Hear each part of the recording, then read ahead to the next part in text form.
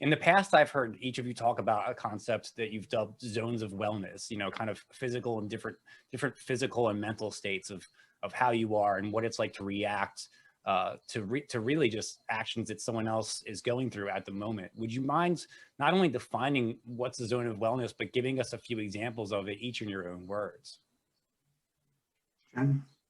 Sure. Yeah, I think that I touched on this earlier, just talking a little bit about the idea of putting your own oxygen mask on first. And I know that Paul and I are both early morning exercisers, and it was something that only came up for me. I'm not an athlete, and in fact, I hate exercise. I'm a very, very lazy human being physically, but I realized that my body needed that engagement, because this is not just a emotional journey for me. It's a very physical journey.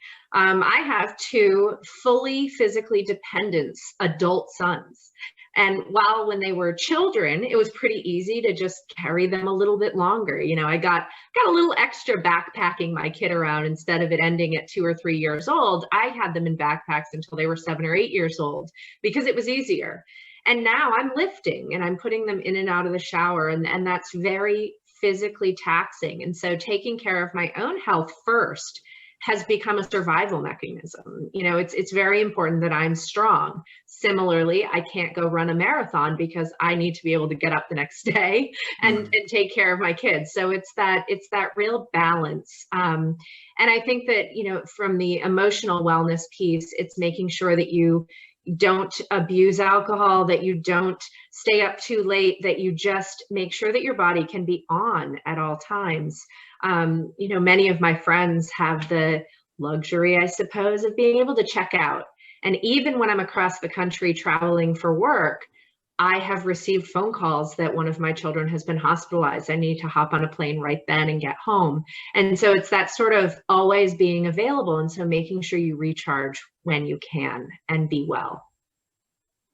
Yeah, for me, I'm a lifelong athlete, although I find myself a little bit more in repose these days.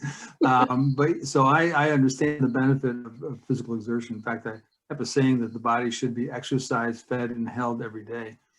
And the exercise is a big part of my life. I start my day.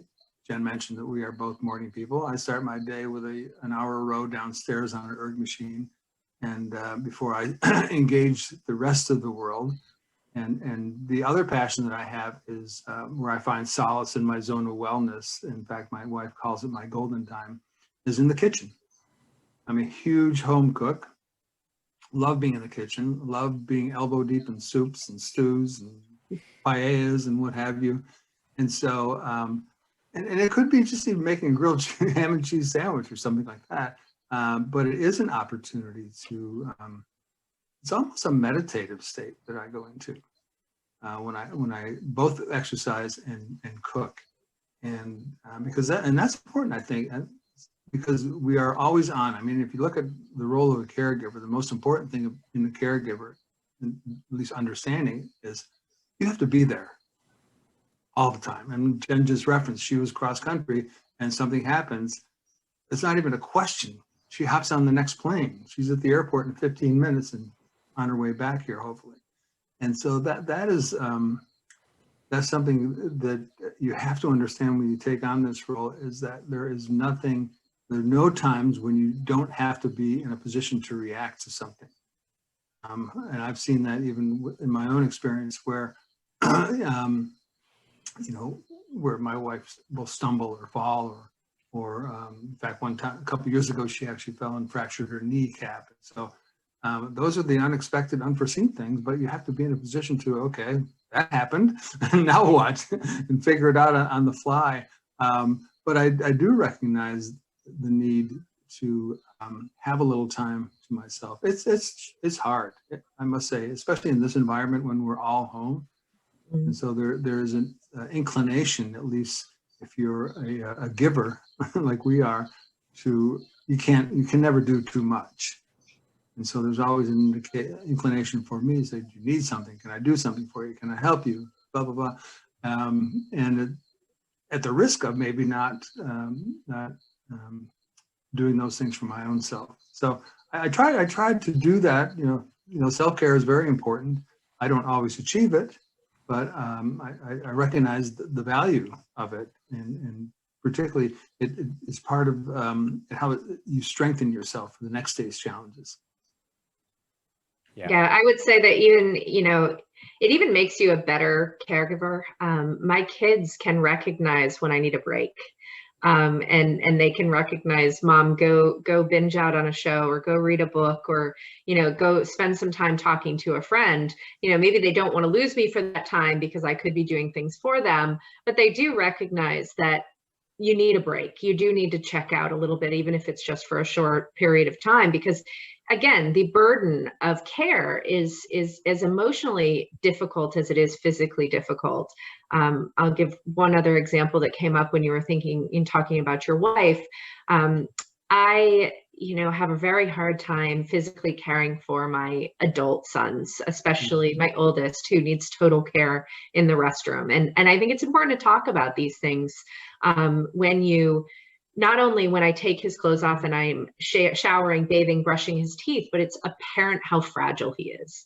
And so not only is that a burden on my body, but also noticing the differences and the progression of his disease is very hard on my soul.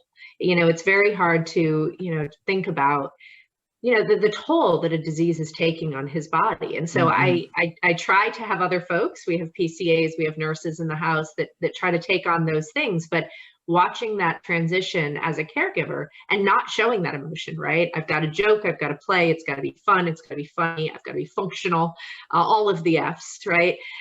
But I can't show that it's a problem for me. And so checking out is a way of being like, okay, I need a mental break from that.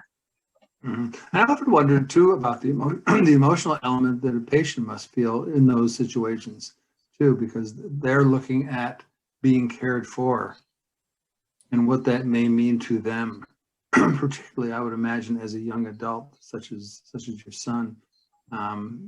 He sees all the able-bodied peers that he engages with, and so I often wonder about that as well when a patient, even just in general, somebody who perhaps is in a hospital for an operation or surgery and being cared for and being put in the hands of somebody that you were planning for, and what that means for you, and what does that do to self-esteem? And those things are important.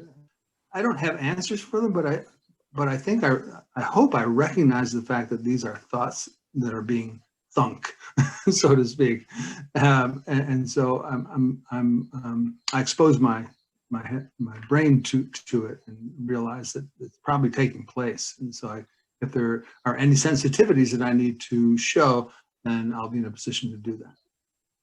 I think many people don't realize that everybody is a care provider and a caregiver at some point in their lives, be it for a moment or for many moments. And I will say I'm one of the worst patients on the face of the planet. I've had surgery and refused any kind of assistance in a hospital. I've had 4 births, 4 children, and the last one was traumatic, and so I required a lot of help.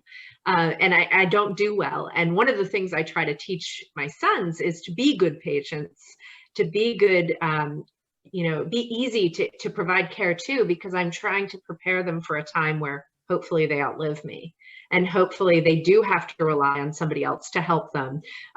So that always weighs on my mind too. Are they polite enough? Are they kind enough?